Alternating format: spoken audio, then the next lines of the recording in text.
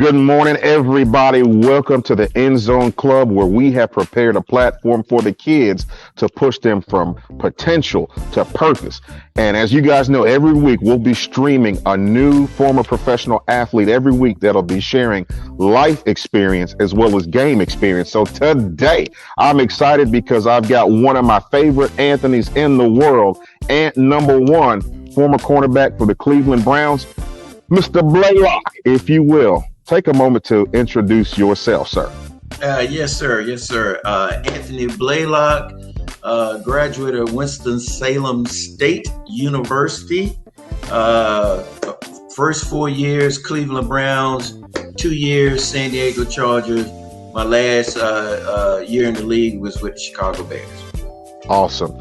Brother Ant, I know all of us men, sometimes we do the water cooler talk where we share stories about our past career. What's that one go-to story that you always tend to bring up when you're talking about your career?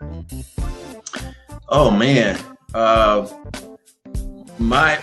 guess my one story that I talk about all the time is when we were scrimmaging the New York Giants.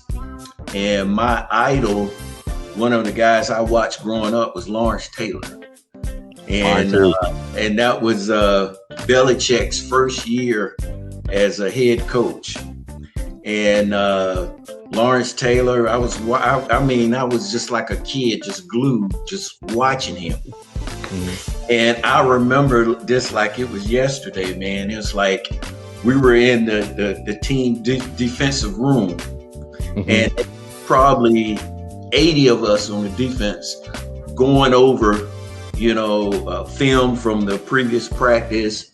And we're going over certain plays and who did what wrong, that type of thing. Mm-hmm. And Lawrence Taylor is walking down the hall with his flip-flops on and shorts. And he walks by and he peeps in the room. And he walks in and flips on the light and walks up to the board and looks at what's on the board and looks back at us and says, "That ain't gonna work," and walks back out, and everybody just starts laughing, man. And that's just, he was that type of guy, man. Oh, man. All the time. It was just unbelievable, man. I think about stuff like that all the time. You know what? You couldn't script that any more perfectly than those kind of stories, because Lawrence was actually one of my favorite players. When he was playing, I was living in New Jersey. I was an Army brat. Really? So we got a lot of Lawrence Taylor exposure. Unbelievable. Now, let me tell you another one now. When we scrimmaged them that whole week. Okay. And so I was on mostly special teams. Okay. So I was, running down on special teams. So he was one of the up backs. And I don't know why they had him on special teams that particular time. I don't know. But he was an up back. And okay. he was blocking. So I was one of the gunners. So I'm coming back and I see him. And back then I'm like, oh man, I got an ear hole shot just to drill him. And so I run and I just, give him a good shot. And he looks around after he gets up. He just nods his head like that. And so it won't no more than five minutes after that. We're going down to special teams again. And he hits me. And I know I was in the air. I know five yards, man. He hits me, and I'm flying, man. And then I get up, and then he says, "Okay, 24, we even now." He said, "Don't you try that ish again." And right. I left him alone, bro. Right. I left him alone. But see. And what's so funny, and I want to segue this because even though I know that you played in an era where the receivers were men. You had Jerry Rice, Chris Carter, Steve Largent. I mean, there were a lot of guys in your era, but that speaks to the football player. Let's take a step deeper and talk about the man. One thing I know about you is you're a man of faith, you're a man of principle, you're a man that lets that be your guiding light. Let's talk about that for a minute. When did all of that start? Oh man, I was brought up that way, Ant. Similar to I've witnessed and listened to your background for you being a PK kid, but I was just brought up that way. My grandfather was a preacher, man, and that's always been my foundation. And so I was that dude in college. My roommate, you know, I'm reading the Bible before I go to bed. I'm on my knees, and so that's always been my foundation. So every team that I went to and that I played with, you know, I was, you know, the guy in the Bible study. I was the guy, you know, we're all getting together. So that's always been my foundation. I like that. And to that same point, how does that still guide you now? Oh man, that's always our foundation. And as far as, you know, through, you know, everybody's gonna have the trials and tribulations. So, you know, the word, you know, the Bible is always, you know, your almanac. It's always that foundation. You know, and it's something to go back to as far as, you know, you can try to have someone to talk to. That's always good. You know, mentally that's good. But if you true to the word and you true to the foundation, and it's true to like us getting together and just listening to other brothers and, you know, on calls and that type of thing, that's what strengthens me when I'm going through stuff, and to listen to other brothers like yourself and to hear wisdom coming out you guys. That's what gives me, you know, my strength to continue on, to know that I got other brothers in the fight with me. You know, one thing I like about what you're saying, you're talking about a community environment. It's like, I think it's important for our youth especially to know that they're not alone, because now kids are facing real life situations. If you ever sit down and you just really take the time to listen, it's like they're presented probably with things that we've been faced, you didn't face, and generations didn't face. It's like everything's in real time. If they make a mistake, now it's on Facebook. If they make a post and they hit send that shouldn't be put out, it's out there. They can't take it back. You know, they're being bullied, they're being shamed. What is one thing, if you were living in this environment now with the information you've got as a young athlete, what's some advice that you have for that young athlete living in this time? Oh man, I would say, Ant, to continue just to always be genuine and true to yourself.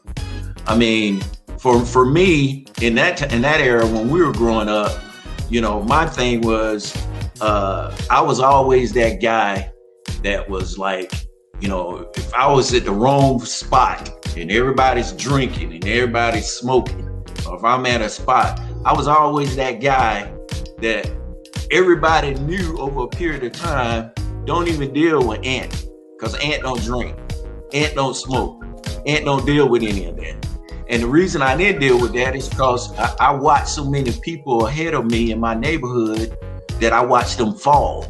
And then my brother went through that. My brother was a great athlete, but my brother, you know, he was one of those guys who fell to the wayside that wanted to get high.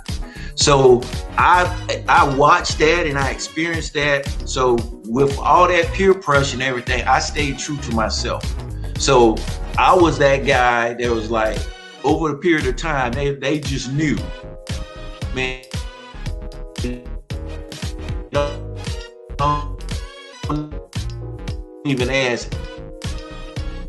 don't even ask Ant. That's just Ant. And then doing sprint, I would do the things, the little thing that most people thought that was like, man, why are you running sprints while everybody's out at this party? I was working on trying to better myself, and I was always doing that. So to this day, I can't tell you the number of people that I went to high school with, or I was in elementary school with, that they were like, man, I tell my kids every day some of the stuff you did and how you worked hard, and then we see where you're at and what you accomplished and what you put into it.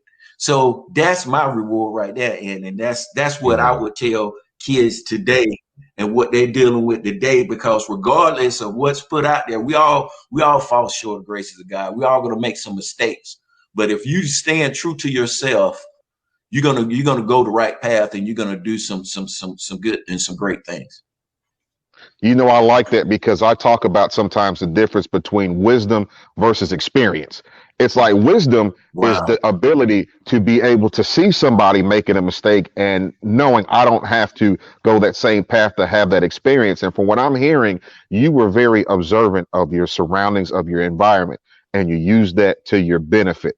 I think that's something that that's on, you know, that's timeless information. And if the kids got nothing else, I think that's something they should take for life. Because one thing about us, we've got athletes in our home, and it's funny that some of the topics you just covered are things we're trying to instill in them, because you know as well as I know, in every community there's always guys that could have made it, but they didn't have that extra push to do the little things. Right. That's what separates the Exactly. good from the great. But with that said, brother, Exactly. and I want to thank you for your time. Go ahead. Go ahead. I appreciate. No. I just real quick. I was like, we all have that person in the neighborhood that was a great athlete that woulda, shoulda, coulda. That's like, I could have played pro. I could have did this, but fell to the wayside, or didn't put in the work, or either got caught up in something. So I just wanted to Yes, chime on sir. that. That's so true, brother. That's so true. So before we go, are there any lasting thoughts, any living words of wisdom that you want to share before we get out of here? Man, I just want to really say something to you as far as what you're doing, brother, because what Oh, you're doing as far as you and your wife and what you guys are putting out there for these kids, it is truly awesome. And since I met you, we haven't had a chance to meet in person, but since I've met you and I've talked with you and I've seen what you're putting out there, brother, that is truly a blessing. And continue doing what you're doing, brother. And if it's anything that I can continue to be a part of and help you with, brother, I'm there with you. That's what I want to share. I'm gonna hold you to that, sir. All I'm gonna right. hold you to that. But You hey, do that. thank you for coming out. And again, for the youth, make sure that you take the time every week to listen to these guys as they're pouring out life wisdom. Listen, I'm learning, I'm evolving, I'm engaging with these guys, but it's a blessing to me. So until next week, y'all be blessed. Right. Appreciate you.